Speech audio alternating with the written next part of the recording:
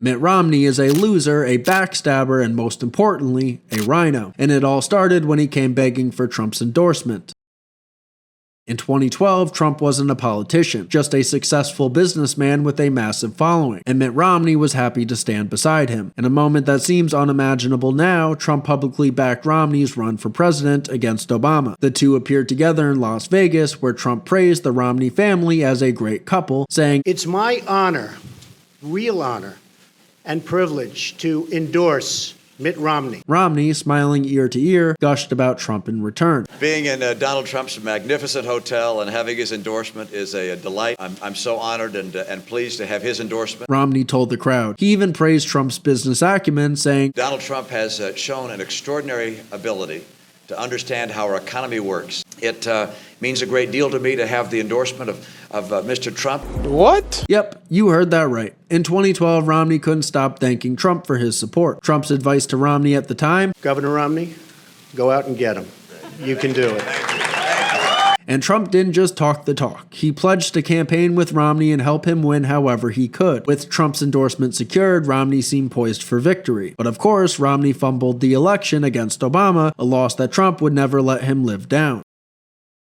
Fast forward to 2016, Donald Trump is no longer a sidelines booster, he's the GOP frontrunner, shaking up the establishment. And how does Romney repay the man whose endorsement he was so honored to receive? By stabbing Trump in the back, politically speaking. In March 2016, with Trump steamrolling through the Republican primaries, Romney launched a full-blown attack on Trump in front of the entire country. In a pathetic and sad speech, Romney unloaded on Trump with insults that Democrats could only dream of. He called Trump A phony, a fraud, and warned that his promises are as worthless as a degree from Trump University. Romney sneered that he's playing the members of the American public for suckers. He gets a free ride to the White House, and all we get is a lousy hat. He even told Americans to think of Donald Trump's personal qualities: the bullying, the greed, the showing off, the misogyny, the absurd third-grade theatrics. Harsh words from the same guy who 4 years earlier praised Trump's vision and success. Romney's 2016 anti-Trump tirade was headline news. It was virtually unheard of for a former party nominee to savage the current frontrunner of his own party like that. Donald Trump wasted no time hitting back at Romney with that signature Trump fire. At a rally the very next day, Trump reminded everyone how desperate Romney had been for his help in 2012. "He was begging for my endorsement," Trump said, and then he dropped the hammer. "I could have said, 'Mitt, drop to your knees.' He would have dropped to his knees."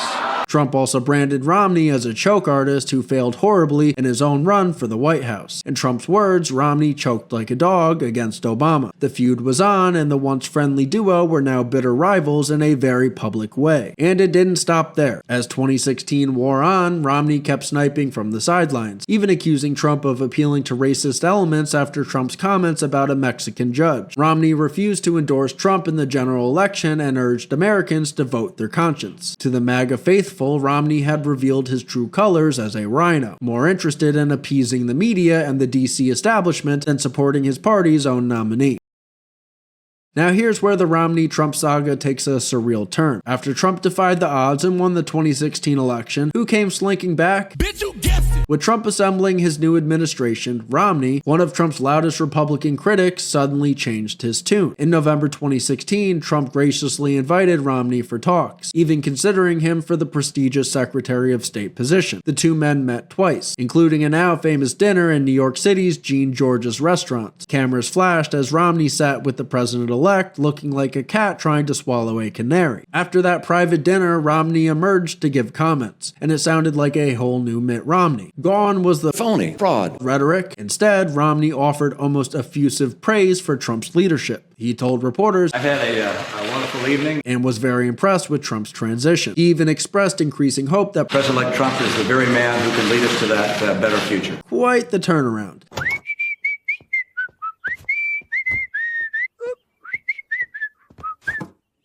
This was the same guy who months earlier warned Trump would destroy the country. Now Romney was practically auditioning for a role in the Trump administration, showering compliments on Trump's vision and saying it's not easy to win. Trump connected with the American people in a very powerful way. To many Trump supporters, it looked like Romney's principles melted away as soon as he smelled a high-profile job. Left-wing commentators dubbed it as Romney's deal with the devil dinner. Even Trump's inner circle was divided. Some advisors, like Kellyanne Conway, were openly wary of Romney, saying Trump voters would feel betrayed if Romney were picked for Secretary of State. In the end, Trump did not offer him the job. It went to Rex Tillerson instead. But Trump had shown grace by even entertaining Romney, giving him a chance to make amends. Romney walked away with no cabinet post, but presumably with a nice meal and a reminder that Donald Trump was now the leader of the Republican Party. You might think after all that, Romney would quietly retreat. Nope. Instead, Mitt set his sights on a political comeback, running for U.S. Senate in Utah in 2018. As most of you know, Utah is a deep red state, and this seat was basically Romney's for the taking. But the big question was, would President Trump support Romney's return to power? Given their rocky history, no one was sure. Romney had occasionally continued to take veiled shots at Trump's character throughout the years. Yet, when Romney announced his Senate campaign, Trump once again showed he can be a team player for the GOP. In February 2018, Trump tweeted a full endorsement of Romney's Senate bid, calling him a worthy successor to Orrin Hatch. It was a generous olive branch from the president, effectively erasing any lingering bad blood in the name of party unity. Romney, for his part, gratefully accepted Trump's endorsement, because of course he did. He needed it to win Utah. He kept his campaign focused on Utah issues and generally avoided trashing Trump during the Senate run. With Trump's backing, Romney won the Republican primary and cruised to victory in November 2018. It seemed like Romney and Trump had found a tentative truce. Many MAGA voters were skeptical, but some hoped that maybe Senator Romney would support the president's agenda. After all, Trump had gone out of his way to endorse him twice, in 2012 and again in 2018. Perhaps Romney felt he owed Trump. But if you thought this story was heading for a happy ending, you haven't been paying attention to Mitt Romney's pattern.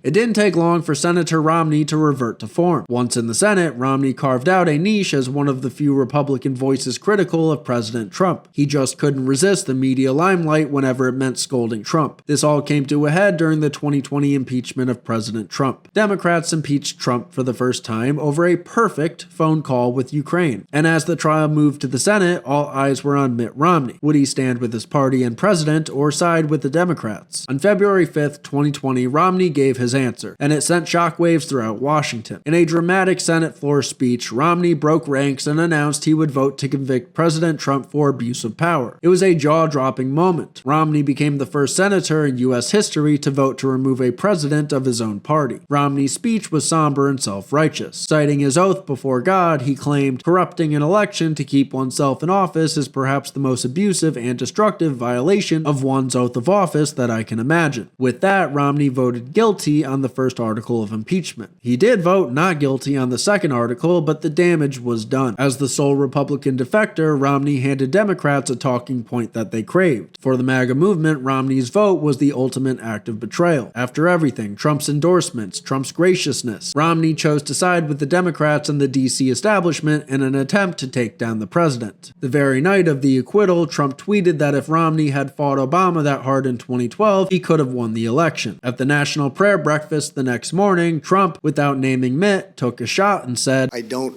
like people who use their faith as justification for doing what they know is wrong." It was a clear rebuke of Romney's holier-than-thou rationale for his vote. Back home in Utah and among GOP loyalists nationwide, Romney faced fierce backlash. The Utah Republican Party formally rebuked him, and he was disinvited from CPAC, the big conservative conference that year. Even Romney's own niece, RNC chairwoman Ronna McDaniel, said she disagreed with Uncle Mitt's vote. You'd think after the backlash he got the first time, Romney would have kept his head down. In 2021, after the chaos of January 6, Democrats rushed to impeach Trump for a second time, accusing him of incitement. It was another political stunt, and Romney couldn't wait to play his part. When the vote came to convict President Trump, Mitt once again sided with the Democrats. He was just one of 7 Republicans to vote guilty, stabbing Trump in the back once again. But just like before, the impeachment failed. Trump was acquitted again because the Senate couldn't meet the 2/3 requirement. It was now unmistakable. Mitt Romney was a RINO, completely out of step with the Republican Party that was firmly behind Trump. Any goodwill he had from Trump's earlier endorsements evaporated overnight. Romney didn't just betray Trump, he exposed himself. And that's why he'll go down as one of the most two-faced Republicans in modern history.